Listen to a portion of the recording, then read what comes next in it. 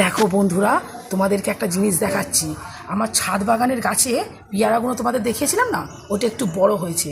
আমি আমার স্টুডেন্টকে কাল বলেছি যে ওটা বড় হয়েছে, আজও গন্ধে গন্ধে ছাদে লুকিয়ে লুকিয়ে এসছে, ভেবেছি আমি দেখতে পাবো না। চলো তোমাদের দেখাচ্ছি, কাণ্ডটা শুধু দেখো, লোকের কাছে কিভাবে পেয়ারা চুরি করে খায় তোমাদের দেখাচ্ছি। হ্যাঁ কি রে, হাতে কি নিয়েছিস দেখি? কিছু না তো। হ্যাঁ কিছু নিয়েছিস তুই, দেখি দেখি দেখি, ওই হাত দেখি, ওই হাত। এই দেখো বন্ধুরা, এই দেখো, দেখেছো? বললাম, কালকে বলেছি আজ গন্ধে গন্ধে পেয়ারা নিতে চলে এসছে। এটা তোমার জন্যই পেরে নিয়ে যাচ্ছে, নুন লঙ্কা দিয়ে তুমি মাখিয়ে খাবে বলে। আমার তো দুটো হাত দিয়েছে ভগবান, আমি তো পেরে খাবো, তুই পারতে এসছিস। তোমার টাইম হয় না। আমার নাকি টাইম হয় না বন্ধুরা, ভাবুন, আমার নাকি টাইম হয় না, ও নাকি আমাকে পেরে খাওয়াবে বলে পারতে এসছে। এই দেখুন, আপনাদের দেখাচ্ছি পেয়ারা, দেখুন।